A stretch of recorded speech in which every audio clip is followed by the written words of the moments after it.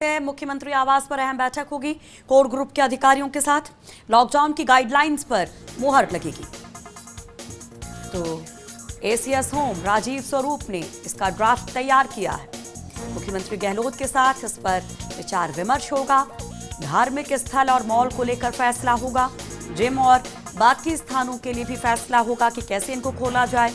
DGP Bhupendra Singh से भी चर्चा की जाएगी, क्योंकि लाजमी है कि जब धार्मिक स्थल खुलेंगे या मॉल्स खुलेंगे तो भारी भीड़ होगी।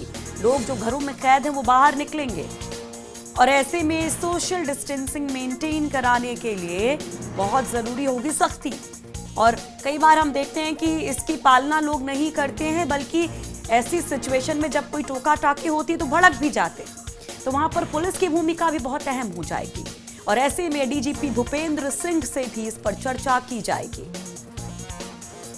तो मुख्यमंत्री आवास पर आज इसको लेकर अहम बैठक, क्योंकि लॉकडाउन 4 खत्म हो रहा है। लॉकडाउन 5 की बात कही जा रही है या अनलॉक 1 हम कहें, उसकी बात कही जा रही है, जिसमें मंदिरों को खोलने की बात कही जा रही है। मॉल्स खुलेंगे, सलून खुलेंगे, जिम और बाकी जो स्थान है उनको खोलने को लेकर भी अब राज्य सरकारों को फैसला लेना है। तो केंद्र की गाइडलाइंस के मुताबिक राज्य सरकारें तय करेंगी कि कैसे वहां पर स्ट्रेटेजी बनाई जाए, कैसे चरणबद्ध तरीके से सभी चीजों को सुचारू किया जाए। तो ऐसे में एसीएस होम राजीव स्वरूप ने इसका ड्राफ्ट तैयार किया है, जिस पर मुख्यमंत्री के साथ विचार विमर्श होगा और इस पर मुहर लगेगी। और हमारे साथ हमारे सहयोगी नरेश शर्मा जुड़ गए। नरेश, आज का दिन बहुत महत्वपूर्ण है, क्योंकि सेंटर की गाइडलाइंस के मुताबिक अब चीजें बहुत हद तक खुल जाएंगी, अनलॉक होने लगेंगी। अब ऐसे में स्टेट की स्ट्रेटेजी क्या रहने वाली है? जो ड्राफ्ट की बात कही जा रही है, इसके तहत क्या कुछ जानकारी मिल पाई है कि क्या स्ट्रेटेजी रहने वाली है स्टेट गवर्नमेंट की? इसमें देखिए, अधिकांश जैसे कहें कि क्षेत्र है वो तो खुलने वाले हैं ही, लेकिन बड़ी चीज ये है कि मुख्यमंत्री का फोकस इस बात को लेके है कि जो भी छूट दी जाए उस छूट के कारण कहीं संक्रमण फैलने का अंदेशा ना हो। तो उस संक्रमण फैलने को रोकने के लिए सरकार की तरफ से क्या शर्तें हो सकती है, क्या गाइडलाइन हो सकती है, क्या नियम हो सकते हैं, उन तमाम मुद्दों पे चर्चा होगी। क्योंकि देखिए, अधिकांश जो चीजें हैं जिनकी बात करें वो खुल चुकी है और जो इकाइयां शुरू हो चुकी है। अब बात है धार्मिक स्थलों की और मॉल की। इसके अलावा कुछ और पाबंदियां जो पहले से लगी हुई है, अब उनमें अगर छूट दी जाती है तो उस छूट के तहत लोगों को किस तरह जागरूक किया जाए, उनके लिए क्या गाइडलाइन हो कि अगर धार्मिक स्थल खुलते हैं तो उनके लिए किस तरह से उनका प्रवेश कैसे हो सकता है, कैसे सैनिटाइज किया जा सकता है, कितने लोगों को प्रवेश दिया जाए। क्योंकि हम जानते हैं कि पूरे प्रदेश में धार्मिक स्थलों की भी बात करें तो कई छोटे धार्मिक स्थल है, कई बड़े हैं, कई ऐसे हैं जहाँ बहुत ज्यादा भीड़ आती है। तो उस भीड़ में के कारण कहीं संक्रमण न फैले, ऐसे में वहाँ पे क्या व्यवस्था हो सकती है, उन तमाम मुद्दों पे चर्चा होगी। दूसरी प्रमुख बात है, अगर 4 दीवारी की बात करें जयपुर की, तो पिछले करीब 1.5-2 महीने से पूरी तरह से कर्फ्यू के उसमें है।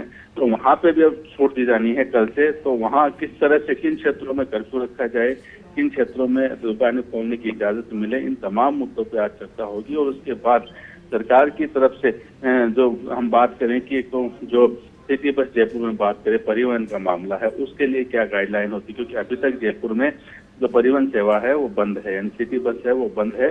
ऐसे में अब चूंकि जो क्षेत्र जो तय करने हैं वो सरकार को तय करने हैं। अब कोई रेड जोन, अच्छा, अब यहाँ पर एक जो सबसे खास बात नरेश ये भी है कि अब इंटर स्टेट मूवमेंट पर कोई पाबंदी नहीं होगी, दूसरे राज्य जाने के लिए कोई दिक्कत नहीं होगी। अब ऐसी सिचुएशन में यहाँ पर सिक्योरिटी का भी एक मसला है कि आप सेफ हैं कि नहीं, दूसरे राज्य से जो लोग आ रहे हैं वो कहीं कोरोना को फैला ना दें।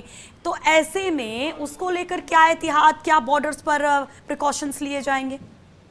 सुषमा, ये केंद्र ने अपनी तरफ से छूट दी है, लेकिन साथ में ये भी जोड़ा है कि राज्य अपनी स्थिति परिस्थिति के अनुसार उस पर फैसला ले सकता है कि अगर कोई एंट्री होती है तो उस एंट्री को कैसे कराया जाए, क्या उसके लिए जांच का तरीका हो, किस तरह से जो लोग हैं उनकी मॉनिटरिंग की जाए। इसका मतलब ये नहीं है कि पूरी तरह से खुली छूट रहेगी।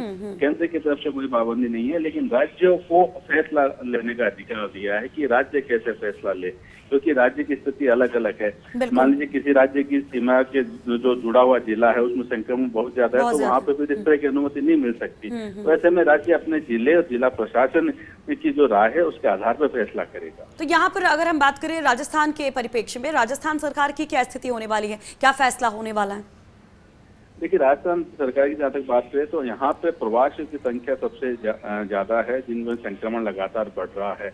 तो एक तो प्राथमिकता जो है इस बात को लेके तय होगी कि जो प्रवासियों का संक्रमण बढ़ रहा है, ऐसे में अब जब 1 जून से और अधिक प्रवासी आ सकते हैं जिसमें कोई फॉर्मेलिटी की जरूरत नहीं होगी, अब तो उनको जब आते हैं तो उनमें संक्रमण रोकने से क्या क्या हुआ है, उनकी जांच कैसे हो, कैसे उनको एंट्री कराई जाए, एक मुद्दा। दूसरा मुद्दा, जिन बातों पे अब छूट मिलेगी 8 जून से खासकर हम बात करें तो उसके लिए क्या गाइडलाइन हो वो तय होगी, आज जारी कर दी जाएगी। और जो कई पाबंदियां लगी हुई है जिनमें लगातार मांग हो रही है उनको छूट देने की, तो उनमें से किस किस बात को छूट दी जा सकती है। और दूसरी अहम बात यह है कि जहां संक्रमण है, कंटेनमेंट एरिया है, वो कितनी दूरी तक माना जाए और कब तक उनमें कर्फ्यू रहे, और अगर कर्फ्यू रहता है तो फिर वहां पे क्या स्थिति रहती है। ये तमाम जो मुद्दे हैं उन पर अभी चर्चा होगी और उन पर फैसला होगा। शुक्रिया तमाम जानकारी के लिए नरेश, आगे भी आपसे अपडेट लेते रहेंगे।